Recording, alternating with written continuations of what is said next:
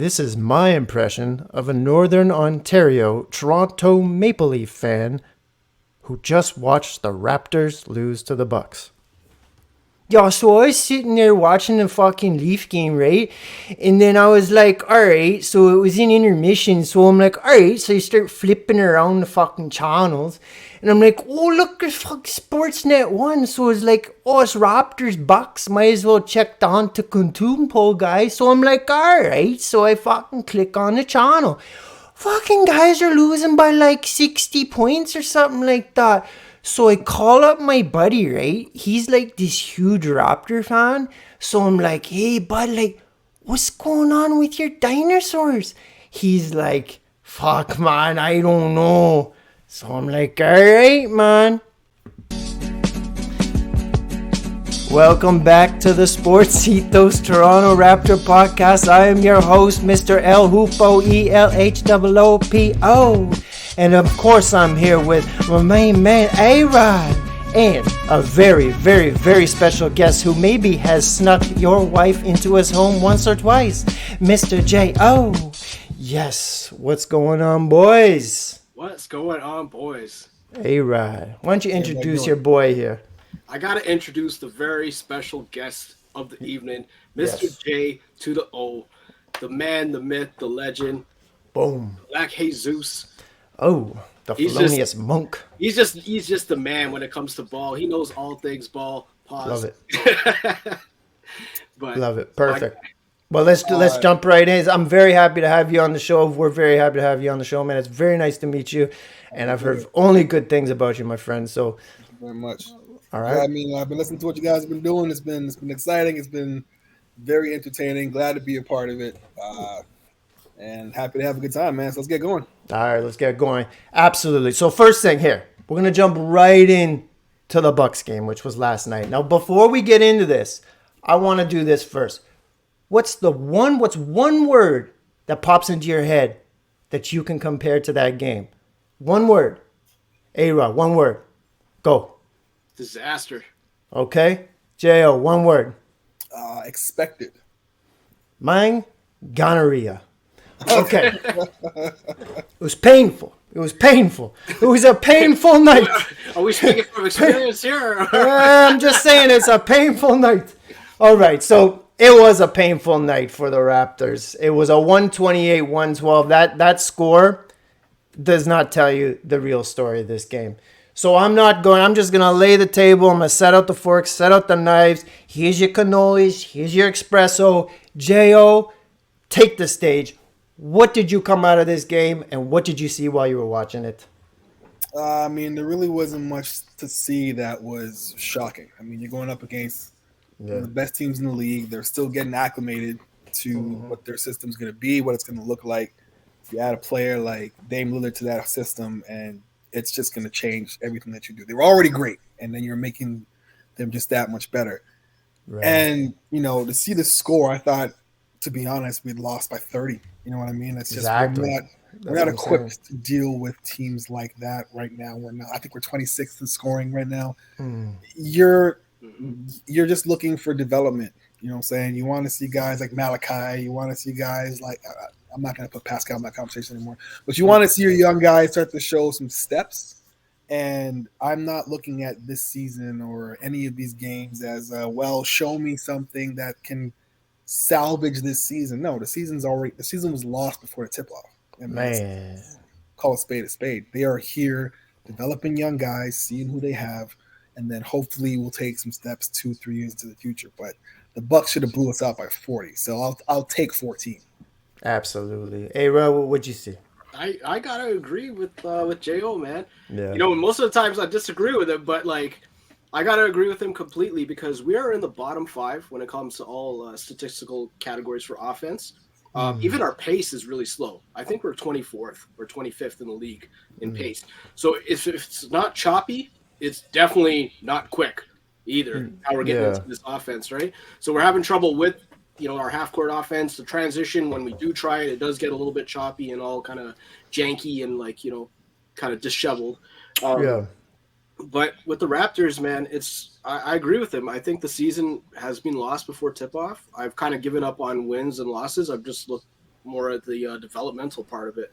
Like, what can the young guys do for the rest of the season? How can they get better? Are we going to keep some of these guys on the roster? Is it going to be a total overhaul? Are we going to have anything to actually be excited about? Because the only guy I'm generally excited about is Scotty. Scotty, yeah. I'm 100% with you on that. And I think the elephant in the room, too, that we both should speak on is that they had that little run at the end where they were given a push, where Scotty was the head of the dragon on that one. And it was Pascal was sitting on the bench. He was benched. He ended up with 29 minutes, 7 rebounds, 5 assists, 11 points. What do you think is the next step with Pascal and Scotty? Because what I see is two guys that they want this to work. But I don't see it working, because I see it's like, when you put two magnets together, when the science interacts and it just goes away from each other. That's what I'm seeing on the court right now. And I just think if one guy's doing well, the other one's going to do all right. One guy's doing real well, the other one's not doing too good. What do you guys think? And what did you think of the benching by Darko at the end of the game? I'll be honest, man. I've never looked at Pascal as the guy. I've never looked at Pascal as a guy. I never thought he would be somebody. Did you say I didn't look at him as a guy? Never. I used to argue about this a lot with people when Kawhi was still here, and they say, look at the amount of attention Kawhi gets. Pascal's getting all these one-on-ones. He's just going to develop and develop and develop.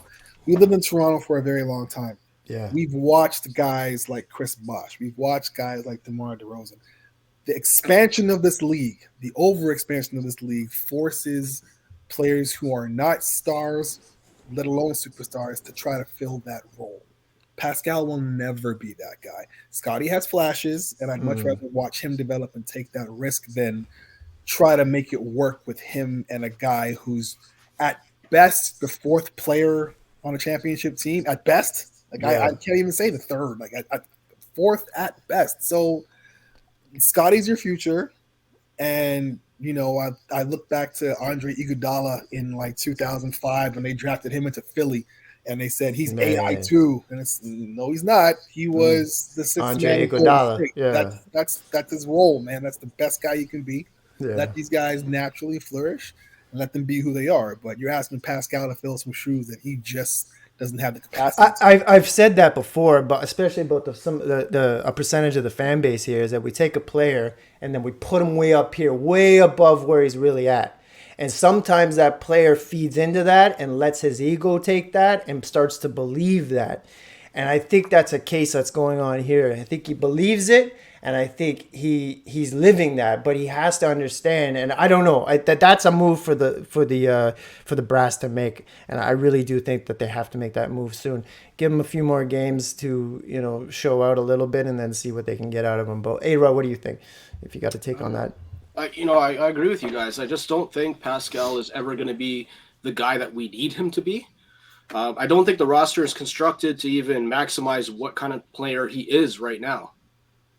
Right. He's not a catch and shoot player either. So it's an interesting dynamic with Scotty, because if you want Scotty to be ball dominant and you want Pascal to thrive, you need to give Pascal the ball, because he does get a few steps into rhythm, finds a spot on the floor, and then goes for it. Lately, it's been all interior moves and all kind of driving and at the rim stuff. I'm not sure what his finishing percentage is right now, but I can't imagine it's very good. If you take away the last Wizards game, it's probably not doing too well. But OG is more suited for Pascal or for Scotty's game, because OG can at least sit in the corner, take a shot when he catches it, doesn't need to dribble, doesn't need to do anything extracurricular, just goes for it. Except the slipping and sliding around. Yeah. But, it's just, if you have to pick between the two, Pascal or OG, I think OG is the better guy to keep instead of Pascal. It's a little bit problematic right now. Let's jump on the other side before we finish up with this game. There's one thing I saw on the Bucks side was Beasley went off, and Beasley will have a game where he'll have 3 points, and then he comes and then drops 30. I don't even know what he had. What did he have? He dropped 30 on us. He had 8 threes, right? Yeah, so he went nuts.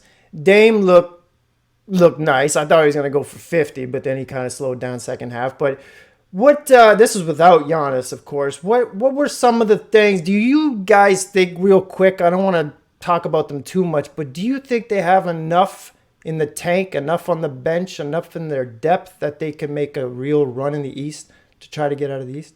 What do you think? I mean, it's between them and Boston, if I'm being honest. I don't Yeah, I believe call Philly. Boston. Maxey looks good, but I don't know if he's going to be able to be a guy who can do that consistently in the playoffs yet. Boston looks ferocious, so I think it's going to come down to the two of them. And then it's going to be your role players. It's going to be your guys who are able to take that extra step on the road. And I trust Milwaukee more.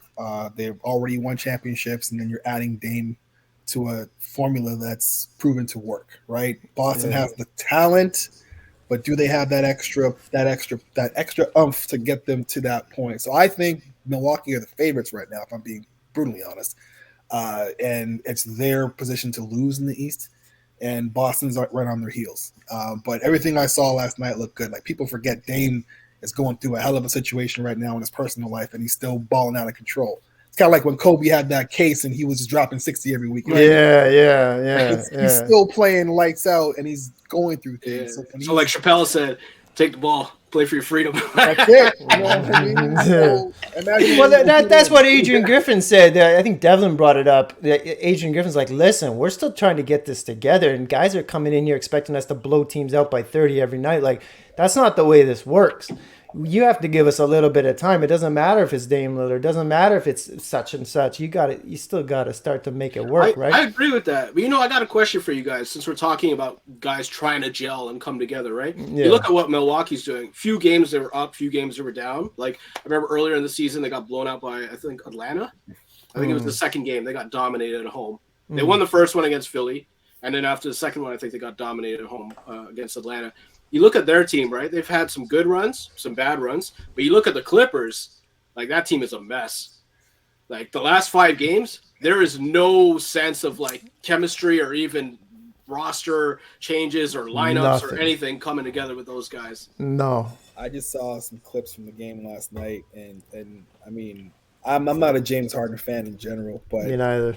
A guy like that is a cancer at this point. You know what I mean? You have a team with 4 ball-dominant stars. And not to cut you, but an obvious cancer, too. Like, look at this. He just got there. They had something going, and 0-6. Continue. Sorry, I didn't want to. It's fine. It's fine. Yeah, it's great. And, I think the formula now is just throw names together and watch crazy things happen. But we watched this for the last 2 decades, and it hasn't worked out, whether it was Iverson and Melo, or whether it was Harden in Brooklyn, or Harden in Philly, or sometimes rhythm and cohesion and familiarity matter. And you're watching what could have been a solid team with Paul George and Kawhi as the heads of the snake, and Russell Westbrook doing his thing off the bench. And now you're adding a whole other atom bomb to this already volatile situation. Like, they're almost as bad as the Lakers to me. And that, I'm saying a lot, but I just don't think they're going to be able to figure this thing out like anytime soon. Someone's going to go before the end of the season, probably Harden, but they're going to realize they made a mistake really fast. Real fast. Couldn't agree more. No, I agree with that. Let's jump into the big 23-point comeback against the absolutely rotten Washington Wizards. They came in with Jordan Poole, just absolutely, people are just dropping jokes left, right, and center about this poor guy. He just thinks he's everything to Washington, he's everything to the NBA, and he came in, I expected to see him drop maybe 14, 15 points, I don't know. But what did you guys see out of this one? First, one word to describe the Wizard game. A-Rod, go. One word. One word. Yeah. Confused. That would be me. I like that. J.O., one word. The Wizards, Riz. Because anytime Jordan Poole's playing, he's impressing somebody in the audience, man. He's looking for the baddies in the audience, man. Yeah. It's got to be Riz when Jordan Poole's on the court. Maybe that game just gave, it's 3 words. I'd say irritable bowel syndrome. Because it was just like so up and down, and you just didn't know what was going on, so you kind of just had to sit in your seat and just wait. So yeah, let's go. We don't have to go too deep into this one, but it was terrible. I wrote on the little Raptors Twitter for this pod, I'm like, that first half made me want to crawl into the dryer. And it really did. It was awful. It was disgusting. They were putting a lot of excuses on the live air. It was Devlin. I think it was Alvin Williams. They were like, well, it's tough. I don't know what it is. Come back from a road trip. Yeah, but this is Washington. I go, no, I see what they're doing. They're putting excuses out here already. I remember watching that here. Yeah, I'm like, oh, no, don't do this. No. Shut the fuck up. Like, they need to be whooping these boys right now. Like, come on, with this weak, soft shit. I'm tired of that's one thing. I'm tired of these guys making excuses for these guys. You know what I mean? Like, stop it. These guys are professional athletes. They got cooks. They got masseuses. They got baddies. They got everything they want at their disposal. And you're going to sit here and tell me, oh, it's rough because they had to travel. Get the fuck out of here. Anyways, okay. Sorry to just jump in, but wouldn't that speak to what the problem kind of is in Toronto? It's culture, right? It's the NBA in general. I think the NBA has gotten like I'm an old school, me too, man, 80s 90s guy. Yeah, nobody who's watched that generation could watch this and say it's the same thing. It's not. It's a much softer thing. But in Toronto in particular, the culture is very coddling. It's very get them next time, guys. You'll figure it out. You know what I mean? No, man. Like much as I hate the Celtics, much as I hate Paul Pierce, the one thing he said that's always stuck with me. Yeah, Paul Pierce drives me crazy. We only hang championship banners. Like, that's the standard. Yeah. We only hang championships. We got divisions up there. We got Bon Jovi up in that bitch. Like, we don't hold ourselves to a standard of championship basketball. And you see it on the court all the time. Yeah. You remember when we used to hang the Atlantic Division flags up there? All the time. I'm like, come on, guys. Embarrassing. Like, it was embarrassing. Embarrassed for that. But that's Toronto. That is true. You're absolutely right. You nailed it right there. That is a Toronto thing for sure. Hey, Rob, what'd you see with that game? Let me just touch on the stats. Yeah. About earlier, because we were talking about our cratering offense in the back. Earlier on, we were talking about just being in the bottom 5 for all the major statistical categories, right? It's a real problem when we're not playing defense as well too, because we are in the top 10 for most major categories for defense, right? But it's a real problem when you have teams like Washington come in and shoot close to 50% from 3. Like today's NBA, you can go up 20 easily, you can come back from 20 pretty easily compared to what it was back in the day. But it's a serious problem when your offense sucks and your defense that's supposed to be a top 10 defense is not playing like it. Because you might get away with doing that to Washington and San Antonio. You will not get away with that against like a veteran team. No. Especially like, your Boston, your Phillies, your Milwaukee's, your whatever, right? Yeah. Pick and choose. Miami, definitely not. Something like that. Like any team that plays with discipline and organization and has some vets on there, this is not happening. So you better be thankful, to your lucky stars that you're playing the Wizards, because these guys suck. And like, you got the dub in the end, but geez, like you made it extra hard on yourself for no reason. It's so extra hard.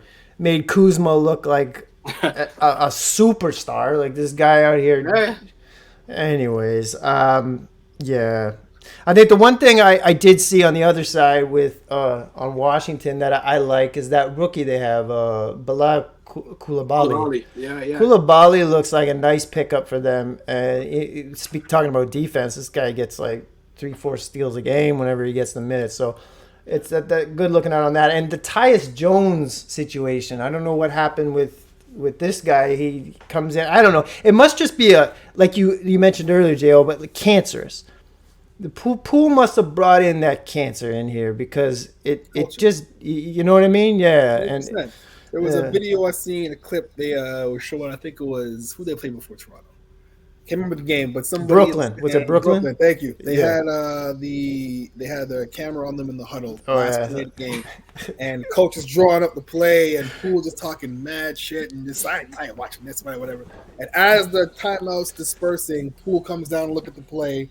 Everyone's walking away. He doesn't see the play, and they just completely botched the last play of the game. So it's like, this is your best guy? Like, this is the guy who's going to be the one to lead you guys into the next generation?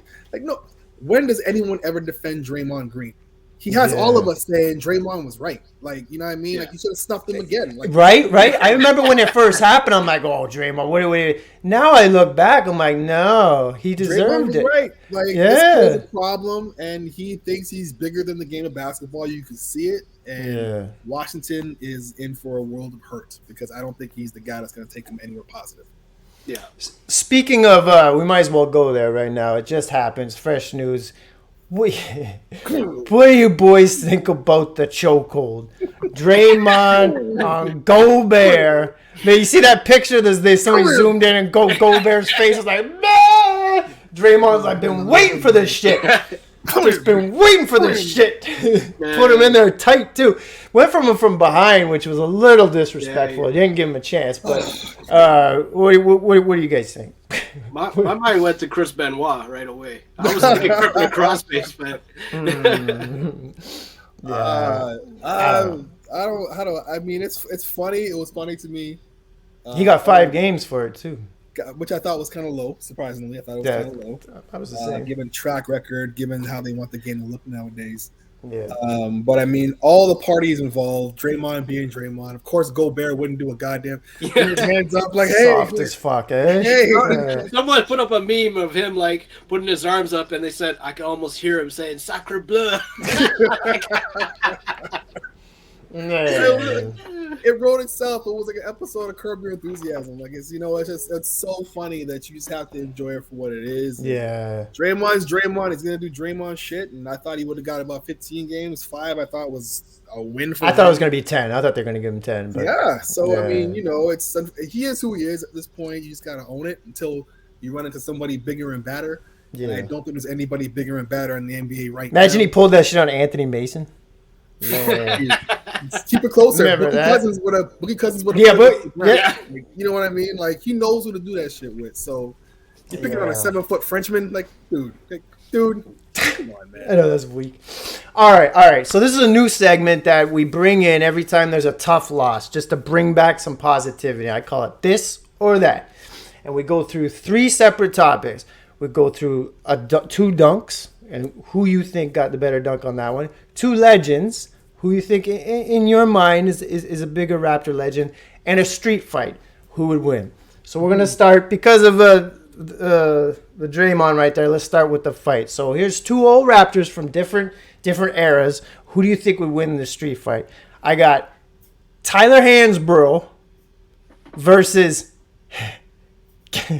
I already know this is an ass whooping. Tyler Hansbrough, because I just want to see it, versus Kevin Willis. Okay, A-Rod, go ahead. A-Rod. It's Kevin Willis without even hesitation. Man. That's just why I just wanted to say it. You don't fight anybody with the hairline that bad. They have nothing to lose. They have nothing to lose, bro. Well, I have it, so I know. Man, his shit was back here. Like he's going to jail, no problem. So, and what do you call those jeans that you get at Walmart? The original Levi's. What do you call? No, Wranglers, and he wears Wranglers. Yeah, Kevin Willis wears Wranglers. He's ready. Yeah, he don't play that. He goes to the swimming pool in jeans. He's about that shit. All right, so that's 3-0 for Mr. Kevin Willis. All right, so on a legendary front, this one took me a second just because I was looking at the history and some things that happened, yada yada. But I got JYD, Jerome Williams, the junkyard dog, straight into his truck from Detroit straight to Toronto after the trade, or Amir Johnson. Who do you think is and the legend is, you can look at it however you want to make that, but JYD versus Amir, who do you got? I'll go JYD, man, because I got a personal story with JYD too. I remember, when Monday Night Raw came to Toronto for the first time in a long time, right? Ended up sleeping just outside of Scotiabank, right? Or ACC back in the day, right? Just to get tickets for this thing, because you couldn't go online back in the day, right? So I remember getting tickets, and we got like 5th row. So we thought, oh man, this is crazy, this is amazing, like we're gonna go. So we end up going. Guess who's sitting 1 row ahead of us, man? JYD and Bo Peep, man. And I've never seen those guys have so much fun in my life than those dudes, man. So and you're for JYD, me, it was just like JYD embraced the culture. He embraced wanting to be here. Like he was a real Torontonian without actually being born here. And like quickly too. Yeah.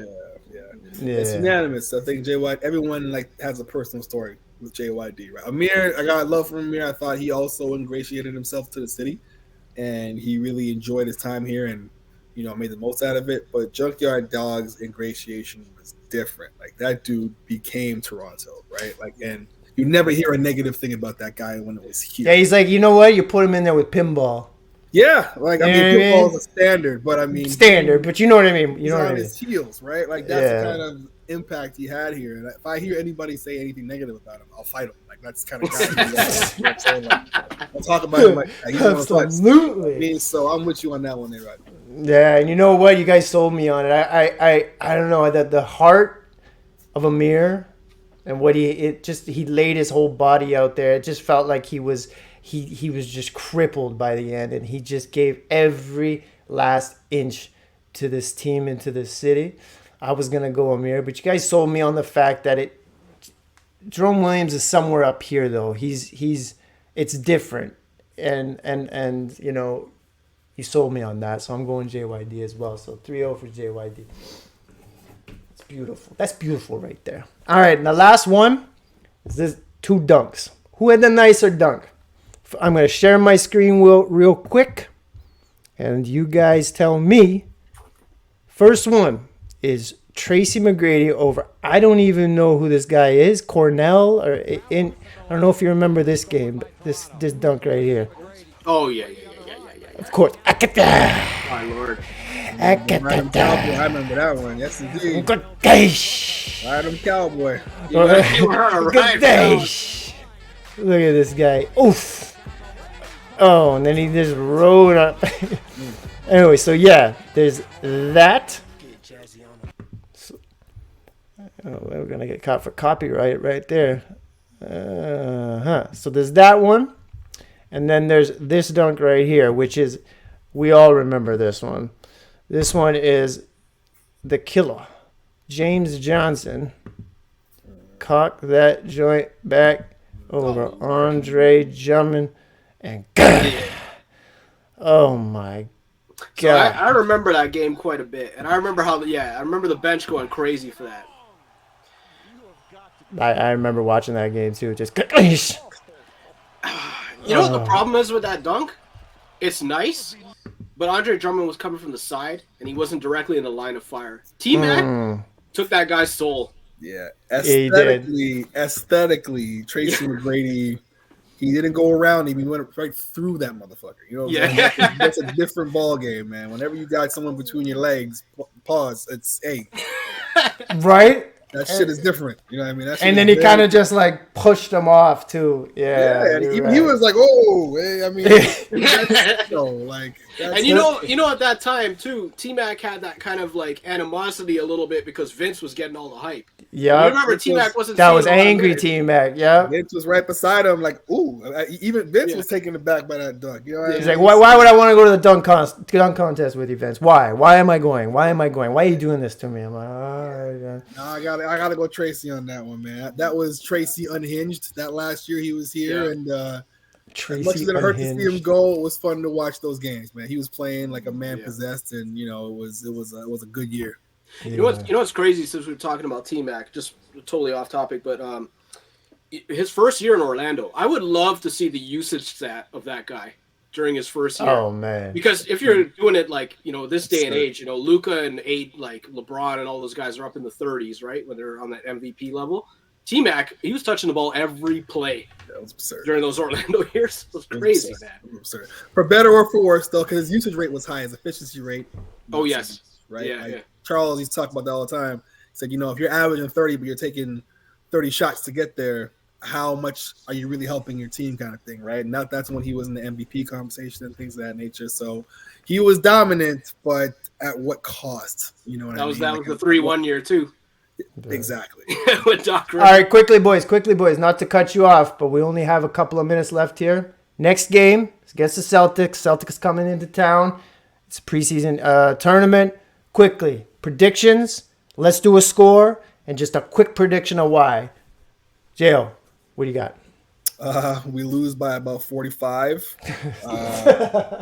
Why? Because they're better, and it's going to be a really tough task trying to stop Jason Tatum and Jaylen Brown. That's just, you know, it's asking. Even Kristaps Porzingis right now, I don't see who's going to stop him defensively. Like maybe Scotty, but he'll be busy. So I got Boston by way too much.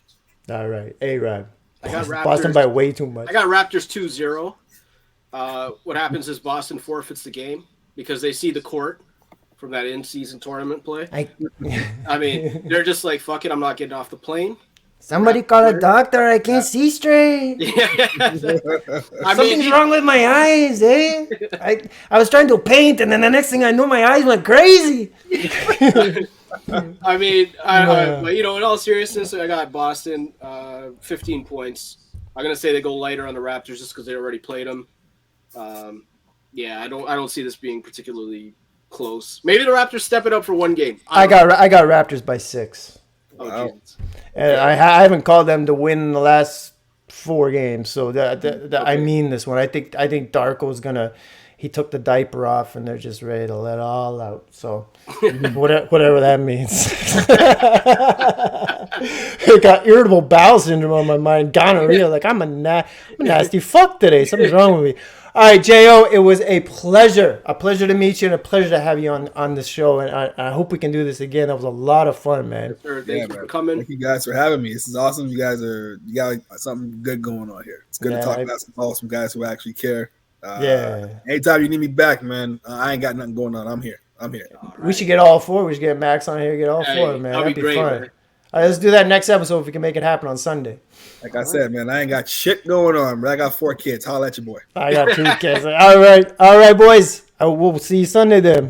All the best, man. This was another episode of the Sports Ethos Toronto Raptor podcast, and I hope you enjoyed yourself. I'm your host, of course, Mr. El Hupo. That was A-Rod and J.O. And please hit like and subscribe wherever you're listening to this podcast. And don't forget, you want to put a face to the voice? Check us out on YouTube at El Hupo. Bye-bye.